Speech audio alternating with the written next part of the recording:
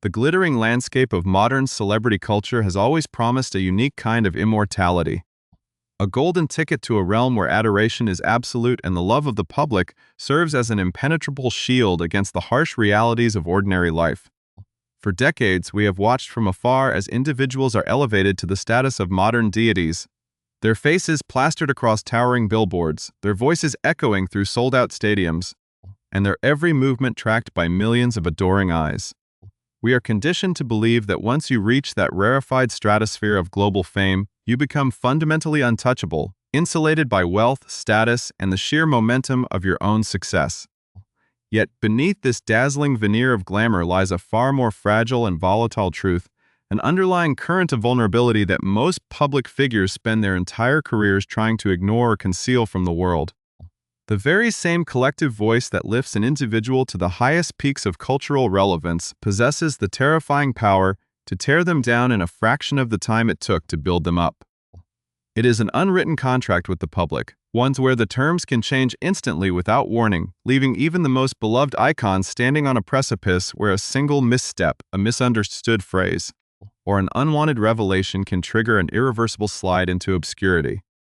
This delicate balance between absolute adoration and sudden, total rejection forms the backbone of the entertainment industry, creating a high-stakes environment where survival depends not just on talent,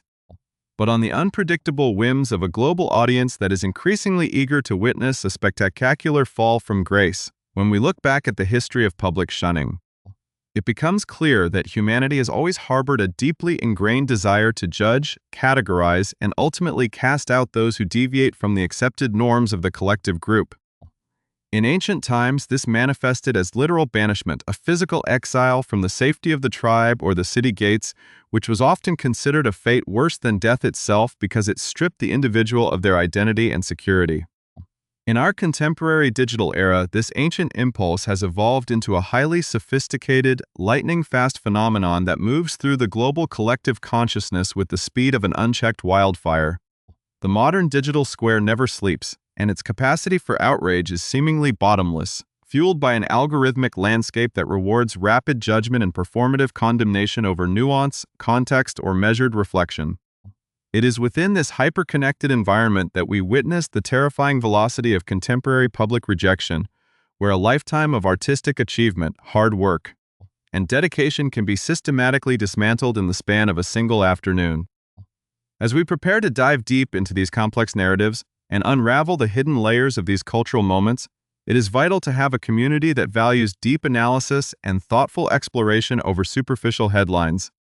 If you find yourself drawn to these uncovered truths and want to ensure you never miss our deep investigations into the hidden mechanics of fame and history, please take a brief moment to subscribe to the channel and join our growing community of analytical viewers who look beyond the surface of popular media. By subscribing, you help us continue to dig beneath the sensationalism to find the real human stories that define our shared cultural landscape. The true tragedy of this modern mechanism lies not in its existence, but in its profound inconsistency and the glaring double standards that dictate who is allowed to seek redemption and who is condemned to permanent exile. Throughout the history of media and entertainment, we have witnessed countless instances where powerful individuals have committed genuinely egregious acts, crossed clear ethical boundaries, or engaged in behavior that caused measurable harm to others only to face minimal consequences or seamlessly return to the spotlight after a brief period of strategic silence. The public memory can be remarkably short when it chooses to be, often granting forgiveness to those who possess the right connections, the right public relations machinery, or a level of commercial value that the industry simply refuses to let go. Conversely, there exists a completely different category of public figures, individuals who did not commit heinous crimes, who did not exploit the vulnerable, and who did not seek to cause harm, yet found themselves completely destroyed by the machinery of public outrage. These are the people who were effectively banished over what can only be described as trivialities, structural misunderstandings, or the sheer audacity of speaking an uncomfortable truth at a moment when the world preferred a comfortable lie. In many of these cases, the punishment did not merely fit the supposed crime, it completely eclipsed it, transforming a minor social infraction or a deeply personal struggle into a career-ending scandal that stripped the individual of their livelihood and their dignity, while the actual architects of their misfortune watched safely from the sidelines. As we begin to re-examine these turning points in cultural history, we are forced to confront the uncomfortable reality that many of the most severe public cancellations were not acts of cosmic justice, but rather collective failures of empathy and proportion. We are talking about instances where talented artists were turned into societal scapegoats, sacrificed to appease a temporary wave of moral panic or to protect the financial interests of massive corporate entities that demanded an immediate offering to quiet the screaming masses. The stories we are about to explore in this multi-part investigation reveal a recurring pattern of systemic unfairness, where individuals were targeted not for the severity of their actions, but because they lacked the specific institutional protection required to weather the storm. In the segments that follow, we will pull back the curtain on these historic and modern injustices, tracing the exact moments when the narrative shifted and analyzing how the public was led to believe that these individuals deserved to lose absolutely everything. From legendary musical pioneers whose careers were derailed by a single moment of live television, to rising Hollywood stars who found themselves blacklisted for refusing to comply with abusive industry standards. These accounts challenge us to question the validity of our collective judgments. This is not just a look back at forgotten headlines, it is an exploration of human vulnerability, institutional betrayal, and the enduring resilience of those who were forced to rebuild their lives in the shadow of an unjust exile, setting the stage for a body of evidence that will completely alter how you view the history of stardom. The machinery of institutional betrayal becomes devastatingly clear when we examine the specific flashpoints where public outrage was manufactured to protect the powerful at the expense of the vulnerable. To understand how deeply entrenched these double standards are, we must look at the unforgettable moment during the 2004 Super Bowl halftime show, when a brief wardrobe malfunction involving Janet Jackson became a global cataclysm. In an instant, a legendary artist who had spent decades redefining the landscape of pop and R&B music was transformed into a societal scapegoat, facing an unprecedented wave of corporate blacklisting and public vilification. While her male counterpart on stage experienced virtually no damage to his rising career, Jackson was forced to bear the full weight of a puritanical backlash. With her music stripped from radio stations and her music videos banned from major television networks. This severe reaction exposed a profound hypocrisy within mainstream media, where graphic depictions of violence and exploitation were routinely broadcast without consequence. Yet the accidental exposure of a female body was treated as an existential threat to public morality. The deliberate dismantling of Jackson's commercial dominance demonstrated how quickly the industry could turn its back on a pioneer, choosing to appease institutional panic rather than defend an artist who had given so much to the global cultural fabric. A similar wave of swift and total exile swept over the country music group then known as the Dixie Chicks in 2003, showcasing the terrifying speed with which a loyal fanbase can turn into an aggressive mob. During a London concert on the eve of the invasion of Iraq, lead singer Natalie Maines made a casual statement expressing shame over sharing a home state with the President of the United States. The reaction across America was immediate, vicious, and thoroughly organized, as radio conglomerates pulled their tracks from rotation overnight and former fans gathered to destroy their albums with heavy machinery. The group faced credible death threats and intense corporate pressure, effectively exiling them from the very industry they had dominated just days prior. This historic moment of censorship highlighted a glaring contradiction among those who claimed to champion freedom of expression, proving that ideological nonconformity within certain genres carried a devastating professional price. The systemic erasure of their music from the public airwaves served as a chilling warning to all artists at the time, establishing an unspoken rule that political dissent, even when voiced thousands of miles away, could result in the immediate forfeiture of a hard-earned career. The pattern of disproportionate public punishment extends far beyond musical icons, deeply impacting the lives of actors and content creators who dared to deviate from expected scripts. Consider the sudden professional freeze experienced by Winona Ryder in the early 2000s, who found herself thoroughly shunned by Hollywood studios following a highly publicized shoplifting incident. While male actors in the same industry routinely survive severe legal crises, substance abuse scandals, and allegations of violence with their careers intact, Ryder was treated as a pariah, effectively sidelined during what should have been her peak artistic years. This stark disparity in consequences revealed a deep-seated gender bias in how public transgressions were adjudicated, where a woman's minor legal infraction was deemed unforgivable by an industry that regularly covered up far more malicious behavior perpetrated by its powerful male elites. Similarly, the brilliant career of Academy Award winner Mira Sorvino was quietly but systematically sabotaged behind closed doors, a tragic reality that only came to light decades later. Sorvino, along with peers like Ashley Judd, was deliberately blacklisted by predatory power brokers like Harvey Weinstein after refusing to submit to unwanted advances. The industry willingly complicitly accepted the false narratives spread about these talented women, robbing them of their artistic futures and robbing audiences of their exceptional talents. Demonstrating that cancellation was often used as a weapon to punish the righteous and protect the abusive, the digital age has only accelerated this vulnerability,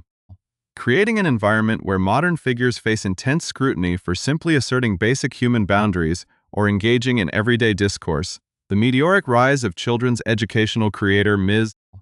Rachel provides a stark contemporary example as she has faced targeted online campaigns and fierce backlash from radical factions for merely advocating for the safety and well-being of all children globally. The absurdity of targeting an educator for promoting basic human empathy highlights the toxic nature of modern internet tribalism, where even the most innocent and benevolent intentions can be twisted into a battleground for cultural warfare. In a similar vein of digital volatility, internet pioneer Jenna Marbles chose to completely walk away from her massive, highly successful platform after facing a wave of intense retrospective criticism for videos made in the earliest days of her career. Despite years of visible growth, genuine self-reflection, and a consistent effort to bring joy to millions, the overwhelming pressure of internet judgment led her to self-cancel, removing herself entirely from the public eye. This voluntary exile illustrated the exhaustion felt by creators navigating a landscape that rarely allows for human evolution, where past mistakes are treated as permanent stains regardless of subsequent decades of positive contributions. The cinematic world has also been rocked by these rapid shifts in public sentiment, often leaving actors stranded without any form of institutional support from the studios that employ them. Rachel Zegler found herself at the center of a massive online harassment campaign following routine promotional interviews where she discussed modernizing the narrative of a classic fairy tale. Instead of receiving protection from the corporate empire backing the project, she was left to endure a relentless barrage of vitriol from internet traditionalists, effectively turning her into a sacrificial lamb for a project that faced structural challenges far beyond her control.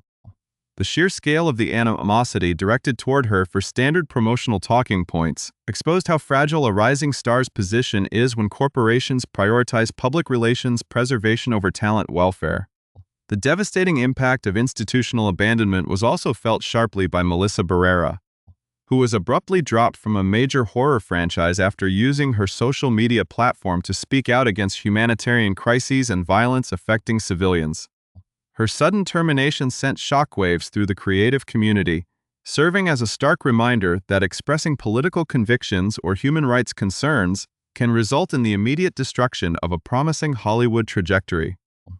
particularly when those views conflict with the risk avoidance strategies of massive entertainment conglomerates. Even legendary figures in the sporting world have discovered that their achievements offer little protection against sudden public condemnation. Michael Phelps, the most decorated Olympian of all time, faced severe financial penalties, the loss of massive corporate sponsorships, and a strict athletics suspension after a photograph surfaced of him engaging in a completely legal and private activity at a university gathering. The frantic rush by corporations to distance themselves from a generational athlete over a minor personal choice demonstrated the extreme performative nature of corporate morality, where an individual's immense dedication and global triumph could be instantly disregarded to appease temporary public relations anxieties. These diverse cases collectively illustrate the terrifying volatility of fame across every sector of modern culture. Whether operating on a global sports stage, in front of a Hollywood camera, or within a digital streaming studio, public figures exist in a perpetual state of precarity. knowing that the institutional systems that profit from their talents will instantly dissolve the moment the winds of public opinion shift, setting up the profound structural revelations that we will examine in the final phase of this investigation. The profound structural failures of public judgment reach their absolute peak when we analyze the cases where time has completely vindicated the exiled, revealing that their supposed transgressions were actually moments of profound moral courage or deeply personal struggles weaponized by a hypocritical system. There is no greater historical testament to this tragic phenomenon than the late Sinead O'Connor, whose courageous act of protest on live television in 1992 destroyed her mainstream American career overnight. When she ripped a photograph of the Pope to protest the systemic abuse hidden within religious institutions, the public and media reacted with immediate, overwhelming fury, treating her as a dangerous heretic and completely erasing her musical brilliance from the cultural landscape. It took decades for the world to finally acknowledge the horrifying truth of what she was protesting, transforming her from a universally reviled pariah into an unheralded prophet who sacrificed her livelihood to speak for the voiceless. This severe historical misjudgment forces us to confront how often public condemnation targets those who tear down comfortable facades to expose uncomfortable realities. The weaponization of personal lives and structural vulnerabilities is a recurring theme that connects historic tragedies to modern internet exiles. In the late 1990s, the world witnessed the absolute destruction of Monica Lewinsky, a young White House intern whose life was systematically dismantled by an aggressive media apparatus and a partisan political system. For years, the public treated her as the architect of a national crisis, subjecting her to relentless public ridicule, cruel late-night television jokes, and total social isolation. While the incredibly powerful older man involved faced minimal lasting professional damage. The ultimate reframing of this historic moment in recent years highlights the profound cruelty of a society that routinely punishes the vulnerable to protect systemic power structures. A similarly tragic dynamic destroyed the life and career of television star Dana Plato in the late 1980s, who was abruptly fired from her hit sitcom simply for becoming pregnant. Denied any institutional support or empathy during a major life transition, Plato was cast out into a harsh media landscape that offered her no path forward, leading to a tragic downward spiral that exposed the cold,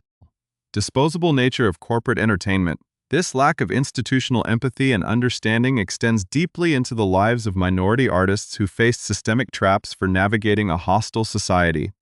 The legendary musician George Michael was subjected to an intense public scandal and public humiliation in 1998 following an arrest in a public park by law enforcement officers who had intentionally targeted a known gathering spot for gay men.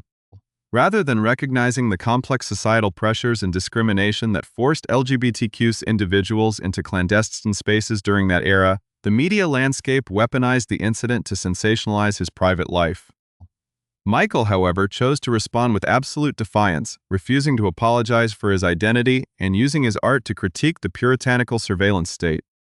proving that personal dignity can survive even the most aggressive institutional attempts at public shunning. Decades earlier, the brilliant Vanessa Williams was forced to relinquish her historic title as the first Black Miss America after private, unauthorized photographs were published without her consent. The organization and the public completely blamed the victim of a severe privacy violation, stripping her of an achievement she had earned through immense talent and grace, further demonstrating how easily the rules of public morality are manipulated to punish women who transcend societal barriers. The absolute disregard for truth and human dignity is equally apparent in the historical mistreatment of Anita Hill, who was thoroughly vilified in 1991 when she was forced to testify before a congressional committee regarding workplace harassment. Hill had no desire to enter the public spotlight. She was tracked down by federal investigators, compelled to speak under penalty of perjury, and subpoenaed by the government. Yet the media and political establishment treated her as an opportunistic villain attempting to destroy a powerful man's career. The immense public hostility, professional skepticism, and intense character assassination she endured for simply telling the truth under oath remains a glaring stain on modern legal and cultural history, revealing that institutions frequently demand total compliance from victims while actively participating in their public destruction. In a modern parallel of artistic integrity, actor Topher Grace spent years facing quiet industry rumors and public gossip about his apparent isolation from his former castmates on a popular television series. It was only decades later, when the horrific criminal behavior of his co-star Danny Masterson was fully exposed to the world, that the public realized Grace had quietly and courageously chosen to distance himself from toxicity, transforming him from an alleged outcast into a figure of immense moral clarity and respect. The internet age has only intensified this mob mentality, frequently targeting creative professionals for minor linguistic nuances or artistic expressions. Pop culture critic and author Lindsay Ellis was completely driven off the internet by a relentless wave of online harassment over a single casual tweet comparing the narrative structures of two popular animated works. The rapid escalation from an ordinary piece of media analysis to a massive, coordinated campaign accusing her of deep-seated malice demonstrated the complete loss of perspective inherent in modern digital ecosystems, where nuance is entirely flattened to maximize performative outrage. Similarly, the rapid rise of musical phenomenon Chappell Roan has been accompanied by intense public scrutiny and aggressive criticism from internet factions who feel entitled to her total compliance, reacting with immense fury whenever she asserts basic personal boundaries or critiques the toxic nature of modern fandom. This immediate eagerness to tear down a rising talent over standard human boundaries underscores the volatile transactional nature of contemporary celebrity culture. In the comedic world, musician Kyle Gass faced immediate abandonment and the sudden cancellation of his historic rock duo's tour after making a dark, offhand comment during a live international performance, proving that a single unscripted remark can instantly dissolve decades of artistic collaboration and professional security, even looking back across the centuries. We find that the foundational architecture of public shunning has always been driven by the establishment's fear of nonconformity. The historic trial and imprisonment of the brilliant author Oscar Wilde in 1895 stands as the original modern cancellation,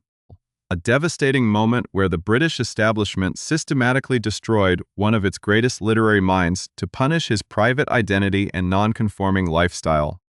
Wilde was stripped of his wealth, his health, and his creative output, forced into exile where he died in poverty, illustrating that the machinery of public banishment has always been used to enforce rigid societal control and eliminate those who dare to live outside prescribed boundaries. When we connect the tragic fate of Oscar Wilde to the modern struggles of artists like Brendan Fraser, who was quietly blacklisted for decades after courageously speaking out about being sexually assaulted by a powerful industry executive, the enduring nature of this systemic injustice becomes undeniably clear. Fraser's triumphant emotional return to global acclaim in recent years offers a rare glimmer of hope, but it also serves as a somber reminder of the countless years of creative brilliance that were stolen from him by an industry that chose to protect its abusers. The definitive lesson from these diverse accounts is that public outrage is an incredibly flawed and highly unreliable metric for true moral justice. It is a volatile mechanism that is easily manipulated by corporate interests, media networks, and online algorithms to target the vulnerable, punish the nonconformists, and protect those who hold genuine institutional power. When we look beneath the sensational headlines and examine the real human journeys of those who were unjustly cast out, we find a consistent history of resilience, courage, and the slow, painful pursuit of truth against overwhelming odds. These stories challenge us to reject